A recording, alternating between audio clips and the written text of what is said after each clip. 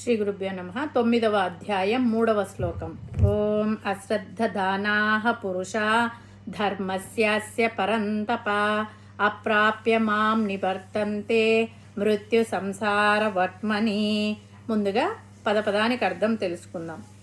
అశ్రద్ధ దానాః శ్రద్ధ లేనివారు, విశ్వాసం లేనివారు, పురుషాః మనుష్యులు, ధర్మస్య ఈ ధర్మాన్ని, పరంతప శత్రువులను జయించేవాడా, మాం అప్రాప్య నన్ను పొందకుండా, నివర్తంతే తిరిగి వస్తారు, మృత్యు మరణము, సంసార వర్త్మని జనన మరణ చక్రం మార్గంలో. శ్రీకృష్ణ పరమాత్మ అర్జునునితో ఇలా అంటున్నాడు: అర్జున, ఈ అత్యంత పవిత్రమైన ధర్మం పట్ల శ్రద్ధ విశ్వాసం లేనివారు నన్ను పొందలేరు. వారు జనన మరణాల సంసార చక్రంలోనే తిరుగుతూ ఉంటారు.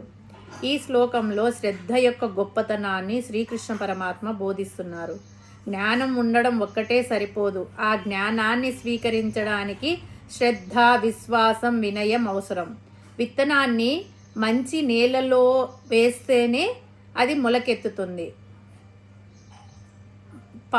బీడువడిన నేలలో రాతిపై వేస్తే మొలక రాదు. అలాగే భగవంతుని ఉపదేశం కూడా శ్రద్ధ ఉన్న హృదయంలోనే ఫలిస్తుంది.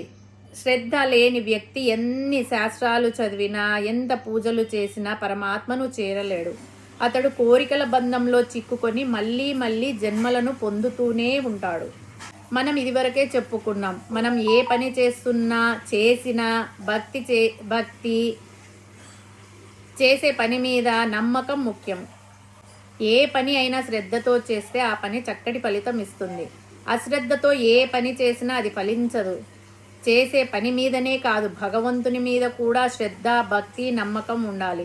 బ్రహ్మజ్ఞానం సంపాదించడంలో శ్రద్ధ కనపరచాలి. కాబట్టి పరమాత్మ ఈ శ్లోకంలో అశ్రద్ధ పనికి రాదు అని పలుకుతున్నాడు. అశ్రద్ధ దానాః పురుష ధర్మస్యాస్య. దానికి తోడు చేసే పని ధర్మంగా ఉండాలి, ఇతరులకు మేలు చేసేదిగా ఉండాలి. మేలు చేయకపోయినా ఇబ్బంది లేదు, కీడు మాత్రం చేయకూడదు. అదే సామాజిక ధర్మం. ఆ ధర్మం అందరూ ఆచరించాలి. బ్రహ్మజ్ఞానం పొందకపోతే కలిగే నష్టం కూడా వివరిస్తున్నాడు పరమాత్మ. అప్రాప్య మాం నివర్తంతే.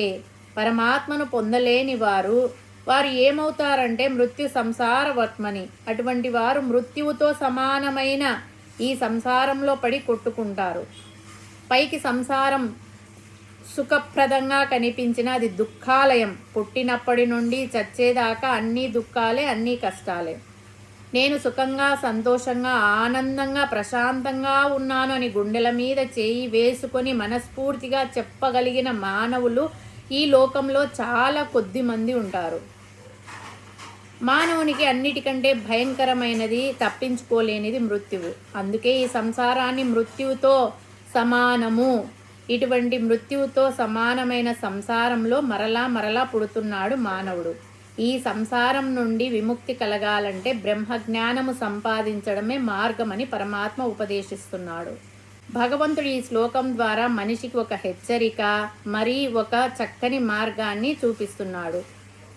సంసారంలో ఉంటూనే భగవంతునిపై విశ్వాసం అనే శ్రద్ధను కలిగి ఉంటే మృత్యు భయాన్ని, జనన మరణ చక్రాల బాధలను దాటవచ్చు. ఏ మనిషి అయితే పరమాత్మను నమ్మక కేవలం భౌతిక సుఖాల వెంట పరిగెడతాడో వాడు సంసారమనే ఊబిలో చిక్కుకొని పోక తప్పదు అని పరమాత్మ హెచ్చరిస్తున్నాడు. హరి ఓం తత్సత్.